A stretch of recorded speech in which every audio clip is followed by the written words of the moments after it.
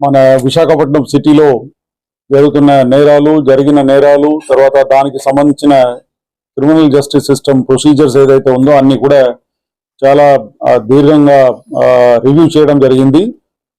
దాంట్లో భాగంగానే ఇవి ఎన్బిడబ్ల్యూస్ ఇతర రాష్ట్రాల్లో పెండింగ్ ఏదైతే ఉండిందో అదంతా కూడా పరిగణలో తీసుకొని సిటీ లెవెల్లో ఒక టీం ఏర్పాటు చేసేసి అన్ని స్టేట్స్ కు బయట పంపడం జరిగింది. దాంట్లో భాగంగా ఎగ్జిక్యూషన్ టీం ఏదైతే ఉందో చాలా బాగా చేశారు. వెంటనే పనికి వచ్చేది అంతా కూడా ఈ నేరాలు ఏదైతే జరుగుతుందో హౌస్ బ్రేకింగ్ కానీ చిన్న చిన్న థెఫ్ట్స్ ఏదైతే జరుగుతుందో అదన్నీ కూడా ఒక రకంగా అది సాల్వ్ చేయాలంటే సీసీటీవీ చాలా ఇంపార్టెంట్ మనకు. సో ప్రజలే ముందుకు వచ్చేసి వాళ్ళ అపార్ట్మెంట్స్ లో వాళ్ళ రెసిడెన్షియల్ కాలనీస్ లో గేటెడ్ కమ్యూనిటీస్ లో అన్నిట్లో కూడా వాళ్ళు ఇది పెట్టుకుంటే వాళ్లకు రక్షణ కలుగుతుంది. అది కాకుండా మాకు కూడా నేరాలు జరిగితే డిటెక్షన్ కు తర్వాత ప్రాసిక్యూషన్ కూడా బాగా పనికి వస్తుంది అని చెప్పేసి 500 పైన సీసీటీవీస్ అన్ని కూడా ఏర్పాటు చేయడం జరిగింది. సిటీలో ఇప్పుడే జాయింట్ సిపి గారు మీకు స్టాటిస్టిక్స్ అన్ని కూడా ఇచ్చారు.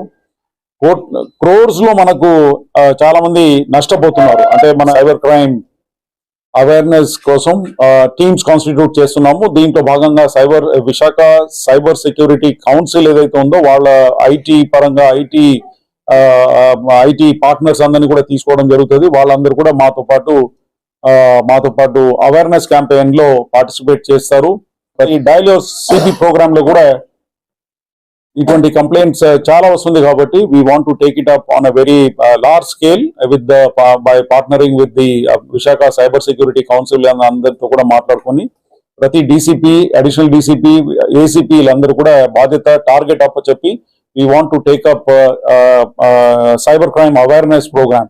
నేరం జరిగిన తర్వాత వచ్చి మమ్మల్ని ఎఫ్ఐఆర్ రిజిస్టర్ చేసేసి ఆ డబ్బు అంతా రికవర్ చేయమని చెప్తే చాలా ఇబ్బందికరంగా ఉంది. ఎందుకంటే ఒక బ్యాంక్ నుంచి ఇంకొక బ్యాంక్, ఆ బ్యాంక్ నుంచి ఇంకొక బ్యాంక్, అది డిఫరెంట్ స్టేట్స్ లో ఉన్న డిఫరెంట్ బ్యాంక్స్ కి డబ్బు తరలించడం జరుగుతుంది. కామన్ అండ్ క్రైమ్ ప్రివెన్షన్ లో భాగంగా చాలా కష్టపడి పనిచేస్తున్నారు. ఓన్లీ థింగ్ ఇస్ బయట ప్రజలకు తెలియకపోవచ్చు. అందుకే ఈ మేళా అంతా కూడా ఏర్పాటు చేసేసి జాయింట్ సిపి గారు చాలా దీంట్లో కష్టపడి ఇదంతా కూడా ఒక రూఫ్ కింద తీసుకొచ్చేసి we want to show and return all the mobile phones stolen. తర్వాత బంగారం అంతా కూడా డీసీపీ క్రైమ్ గారు మొన్న ఒక పెద్ద ఇంటర్ స్టేట్ హెచ్బి అఫెండర్ ని పట్టుకోవడం జరిగింది.